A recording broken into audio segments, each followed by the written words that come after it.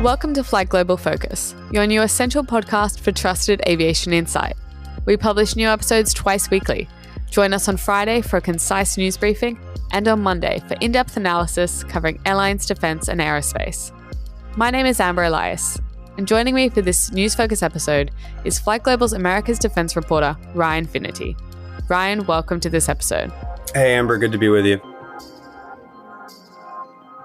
Let's take a look at the top aviation stories this week on FlightGlobal.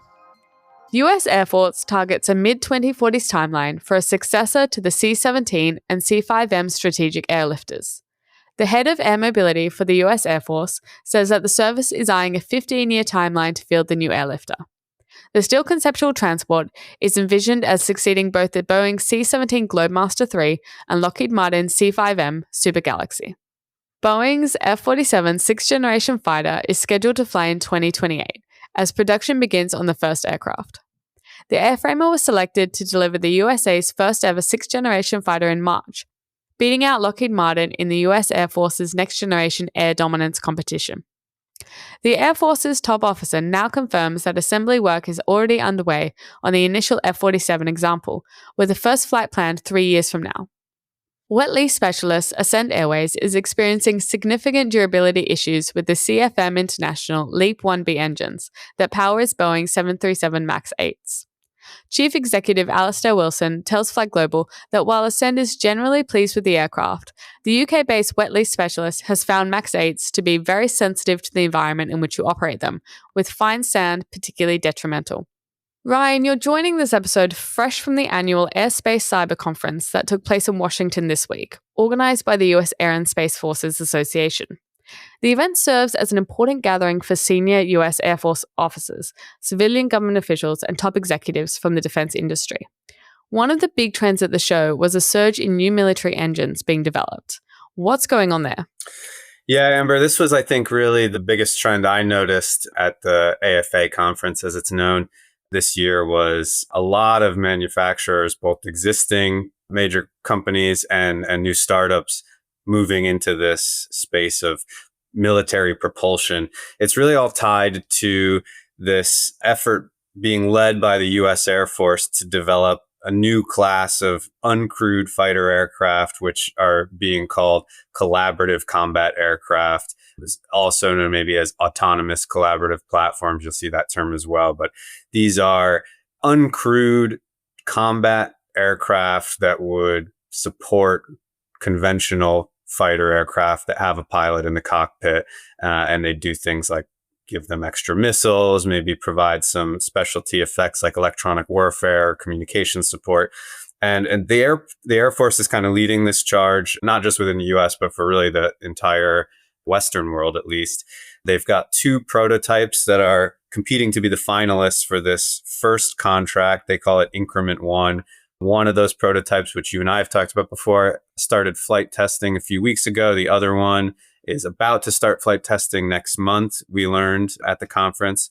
And the goal with these aircraft is to make them much cheaper than a modern fighter aircraft, which costs, an F-35 costs at least $80 million or so for kind of the base model. With these collaborative combat aircraft, they're shooting for something like on the order of $20 million or less.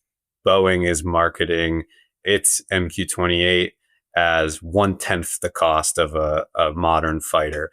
So to do that, you need to find ways to save money on production and materials and features that are involved in the aircraft. And one of the most complicated and expensive aspects or components of a modern jet aircraft is the engine. So the manufacturers that are looking to build the actual aircraft need low-cost engines. They need simpler engines. Maybe they won't last as long as a large fighter engine, and they'll have less performance, of course, as well. And the benefit from that is that they're cheaper. And that's kind of how you can achieve these cost targets with collaborative combat aircraft. That's sort of a central aspect of the whole program. And so these 2 initial prototypes, one by General Atomics and one by Anduril Industries, they're going to be using, as much as we know, kind of low-cost, commercially available business jet engines. Anduril has said they're using Williams F-J-44, and that produces, just for reference, between 2,000 and 3,500 pounds of thrust, depending on the model and how new it is in the lifespan of that product line. General Atomics has said that its aircraft will be able to use a bunch of different engines. They haven't said which one they're flight testing with, but the aircraft will be compatible with different engines, so customers could choose which one they want. And these aircraft are meant to be sort of pathfinders for the effort to develop this autonomous flight technology quickly at a relatively low cost and get a model, an aircraft fielded and out on the front lines within a few years. This surge into new engine production is kind of being oriented towards what comes after this first increment of CCAs. The Air Force calls it increment 2. And these are going to be a little more refined. It seems like there's going to be maybe 2 tracks. One will be smaller and one will be a little bit larger.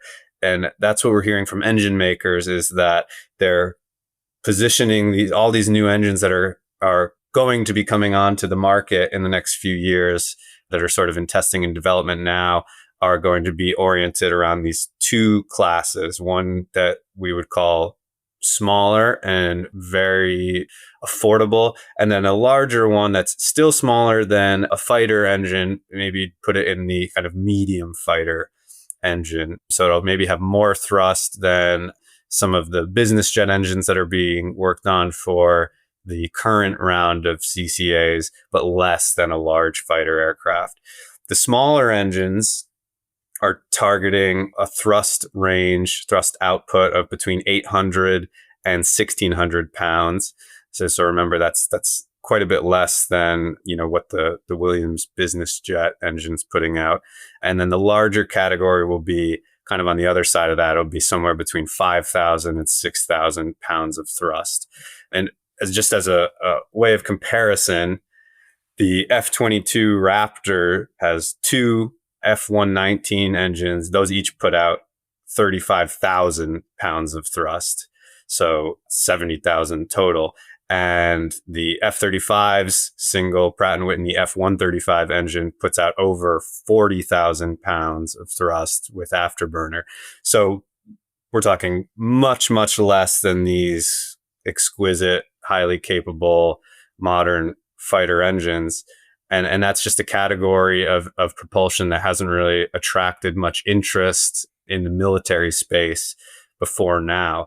So all the US engine makers are moving to take advantage of what we expect to be huge demand for this new category in the next couple of years. Pratt & Whitney, GE Aerospace, and Honeywell have all announced new engines that will fall into that small category of 800 to 1,600 pounds thrust. GE was kind of maybe the first one. They announced a partnership with Kratos, another US defense manufacturer, back in 2024 at the Farnborough Air Show. And they're kind of marketing that first engine as the GEK 800. Pratt & Whitney at AFA just this past week said that they're now testing their own CCA engine in that smaller category. And Honeywell also announced an engine in that category. They're calling it the HON 1600. Those numbers are all sort of referencing the thrust output, targeted thrust output. And Honeywell, interestingly, says that engine is going to be based on the technology from their existing line of auxiliary power units that are in service all over the world, and they produce around 2,500 per year. So pretty mature technology. So kind of an interesting way of repurposing sort of a related product line or a related technology for a new application. And Honeywell has also said that they're going to target that larger category of CCA engine, the 5,000 to 6,000 pounds thrust. They're going to use their existing F-124 turbofan engine, which is already powering a number of light or medium fighters around the world. That puts out around 6,000 pounds thrust. And then Pratt & Whitney and GE Aerospace both have existing engines, either in the commercial or military side of their business that sort of fall generally within that range. They'd probably do some modifications to hit the cost or weight targets. we likely expect them to have some offerings in that as well. Pratt & Whitney at AFA did say that they're already testing a CCA engine based on the PW500, which falls into the kind of 3,000 to 4,500 pounds thrust range. And GE has previously said that they will expect to offer a larger GEK engine via that Kratos partnership. So a lot of activity by sort of the existing engine producers right now around this. So what about new entrants? Are we seeing interest in the market from brands we haven't heard of yet? Yeah, I think that's one of the most interesting elements of this sort of evolution in military aviation and propulsion is that it's attracting a lot of startups and new entrants, as you said, into the space. Just this past week at AFA, there were a few new companies making announcements, seemingly targeting even smaller engine categories than what we've been talking about thus far. Two that I kind of encountered were called Beehive and JetCat, two US startups. And they're launching engine lines that are going to go even smaller than this small CCA engine that we've been talking about. These are going to be as low as 100 to 200 pounds of thrust. So that probably means they're going to be targeting a different type of vehicle, maybe a smaller UAV or even a one-way UAV, as they're kind of called, these suicide drones that we're seeing deployed a lot in Ukraine by Russia, and Iran has also fired a lot of them in the Middle East. They kind of pioneered this category of weapon. It's sort of a hybrid between a cruise missile and a UAV.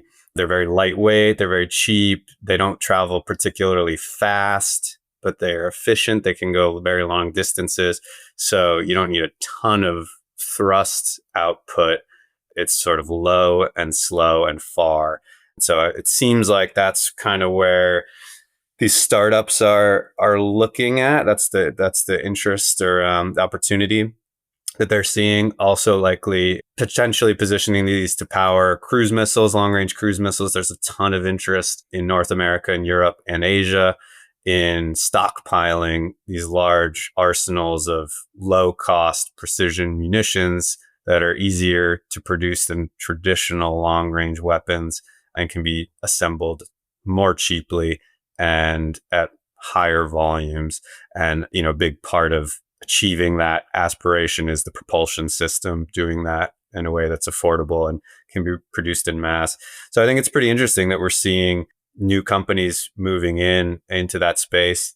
Defense procurement is not an easy realm to move into. It's very Byzantine, I would say, in the US, at least, the Pentagon procurement process. So the fact that there's a lot of activity around startups thinking that they can jump in and capitalize on that, I think is really noteworthy.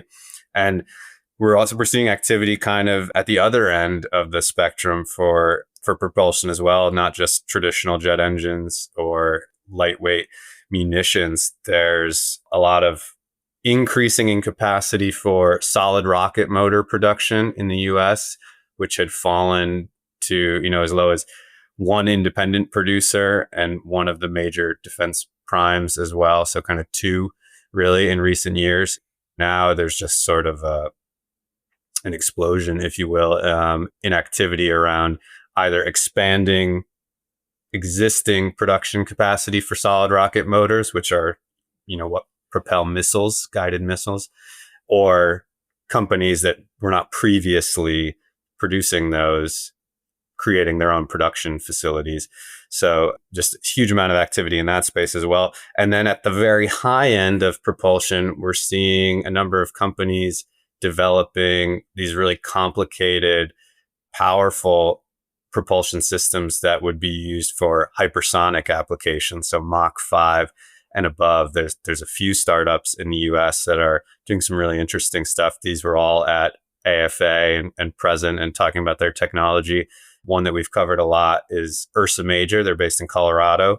They've already powered 2 hypersonic test flights with their Hadley liquid rocket engine. They're using that. They're a supplier to another startup called Strato Launch that's building the actual air vehicle.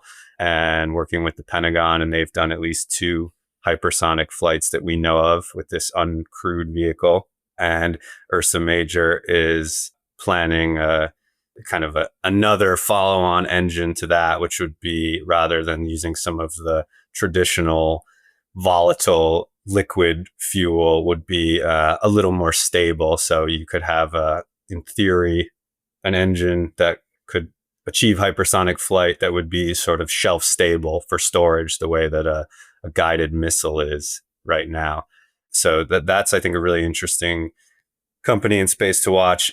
There's another firm, a startup in the US called Hermeus, that we've covered quite a bit. And they're also kind of on the march to develop a hypersonic aircraft. And they are developing their own engine and propulsion for that problem internally. Their engine's called the Chimera, depending on your pronunciation. And this is, I think, a really cool technology. They're basically integrating a regular existing turbofan engine with a high Mach ramjet engine that would allow one reusable aircraft to transition from subsonic flight all the way to hypersonic flight. They're doing some kind of developing some cool technology that would allow those two to be integrated. That's a very tricky engineering problem that we've covered quite a bit.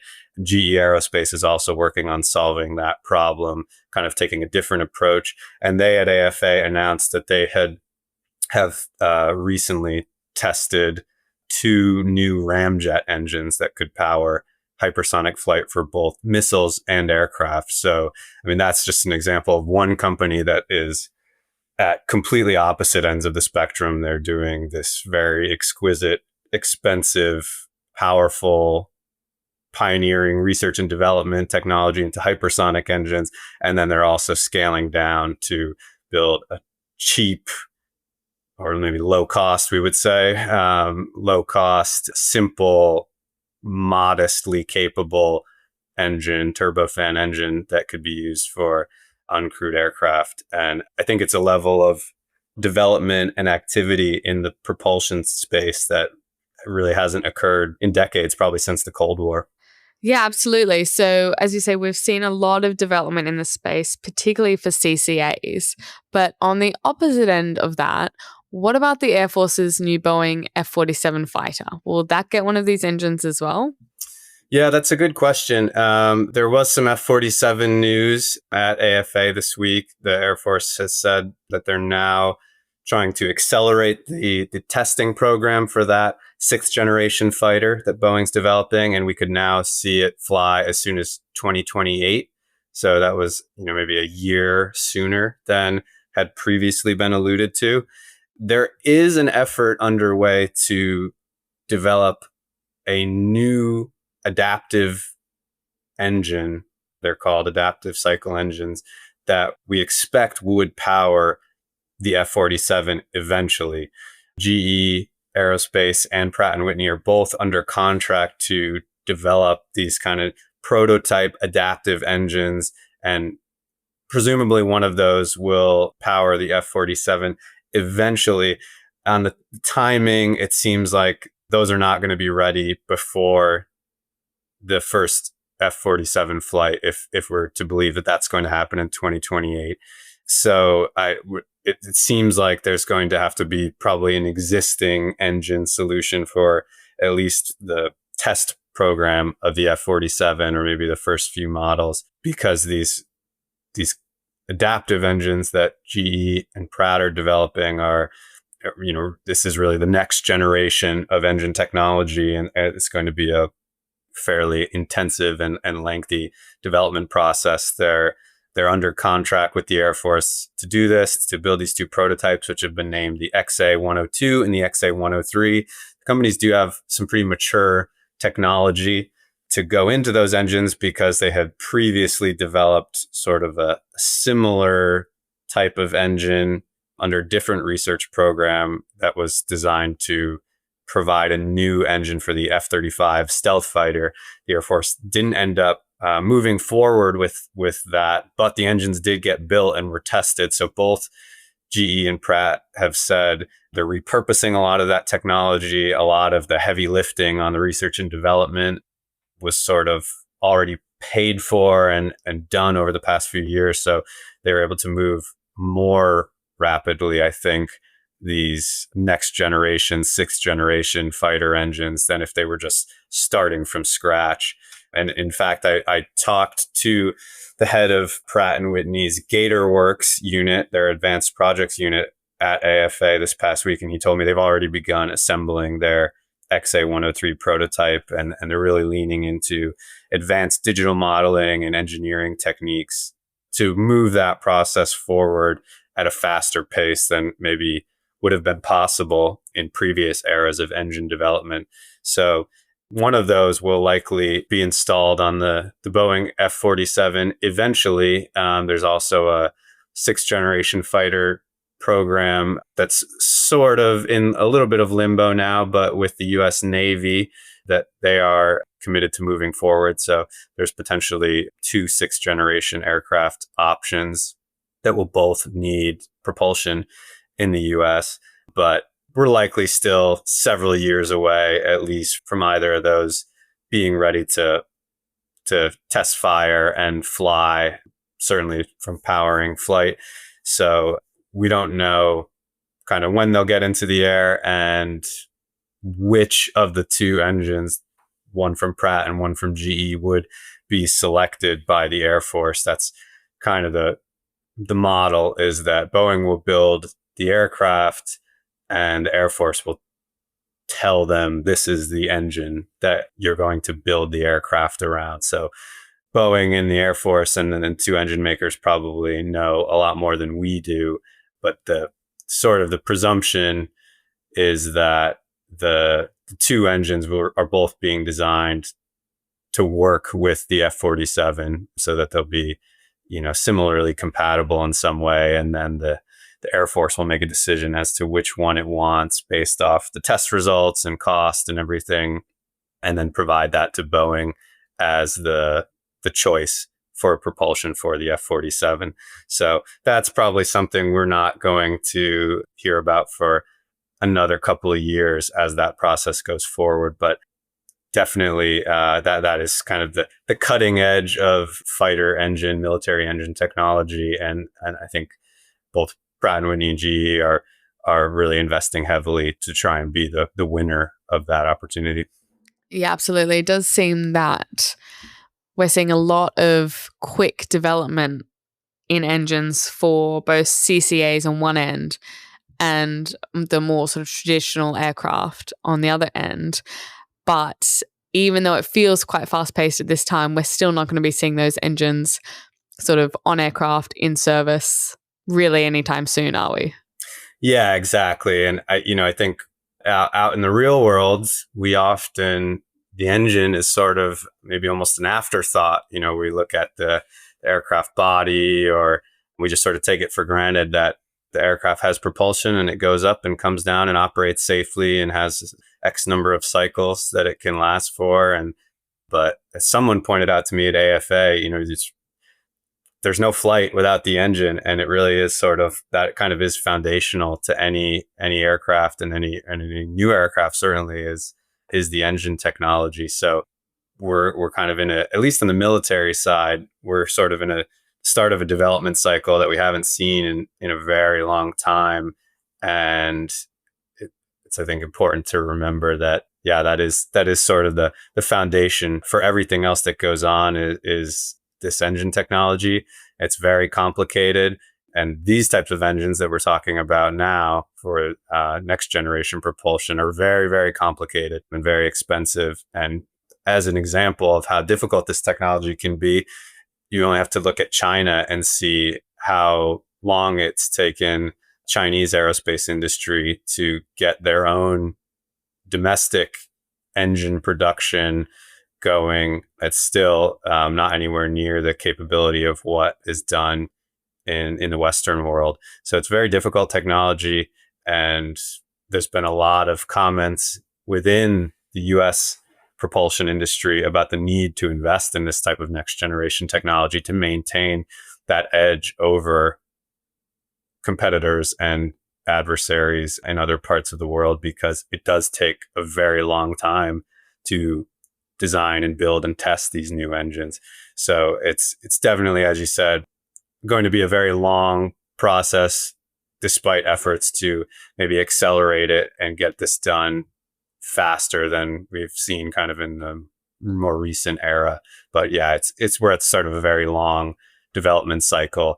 It was pointed out to me recently that, most of the engines flying on military aircraft today were developed more than 40 years ago during the Cold War. They've been updated and modernized since then, but we're kind of coming to the end of a multi-decade cycle for those engines where they're being sustained and maintained. And we're now starting a new cycle where we're going to develop new engines that will power us well into the second half of the 21st century. So it's definitely going to be an interesting space to watch. Yeah, absolutely. It does feel like the defense market, defense industry are sort of at the real forefront of this kind of technological development. And, we've got the CCAs, we've got new fighters coming through as well, and new engines. Considering what we're seeing now is 40 years old, which is, so surprising to think about. But then what does it look like in 40 more years? Well, it's going to be this new technology that they'll be rolling out over the next 5-10 years, which is going to feel quite different to what's on the market now. Yeah, I think there's very little sort of publicly disclosed, and even on background as a reporter, about these next generation fighter engines.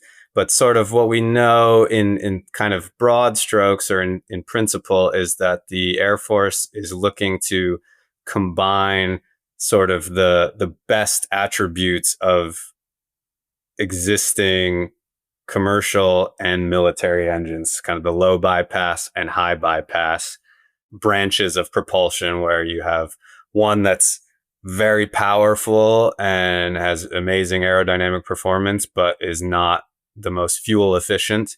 And then you've got on the other side the high bypass that is very fuel efficient. These are engines that power transoceanic flights and can go around the world for thousands of miles on a single trip, but they're not doing a lot of dogfighting maneuvers or aerobatic stunts because they just don't have that aerodynamic performance. So the kind of stated goal with this adaptive cycle engine technology is to somehow combine the attributes of those two classes of existing engines into one propulsion system that would, when needed, be able to perform in a very maybe less efficient but high output configuration like a fighter aircraft, but then when not needed would sort of switch modes and go into a more conservative, fuel efficient, long haul state. That's what the companies are looking at. They have said that is sort of the general strategy that's being pursued. We just don't really know a whole lot about how they're going to do that at the moment because the program is so classified.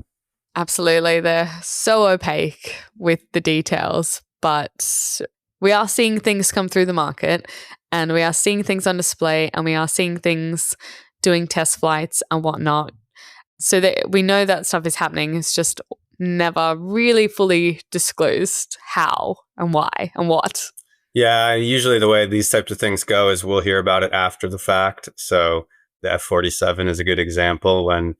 When the Air Force earlier this year announced that Boeing had won the contract, the Air Force Chief of Staff also revealed that 2 prototypes had been flying for 5 years secretly, which I think is a pretty incredible accomplishment in this day and age with flight tracking and phones and cameras everywhere, and a very dedicated worldwide cottage industry of plane spotters and aviation photographers to be able to complete a test campaign like that, a multi-year test campaign, without any firm disclosures of what was going on. There were a few photos throughout the years that of high altitude, mysterious looking, stealth-ish aircraft over the continental US that people kind of speculated were these 6th generation prototypes, but it was, nothing that was ever really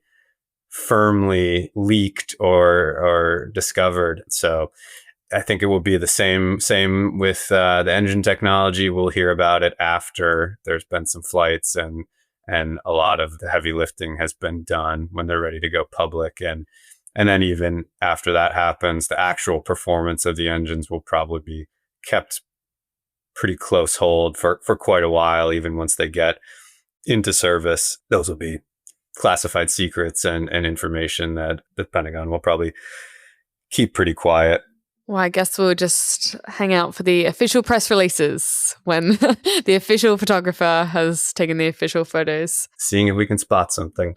Absolutely. Ryan, thank you so much for joining me on this week's episode of FlightGlobal Focus. Sure, Amber. Great to be with you. FlightGlobal Focus is a production of FlightGlobal with audio editing by Lucy Johnson.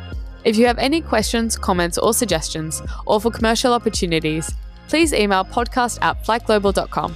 And more information can be found in the show notes. Listen, rate, review, and subscribe wherever you get your podcasts.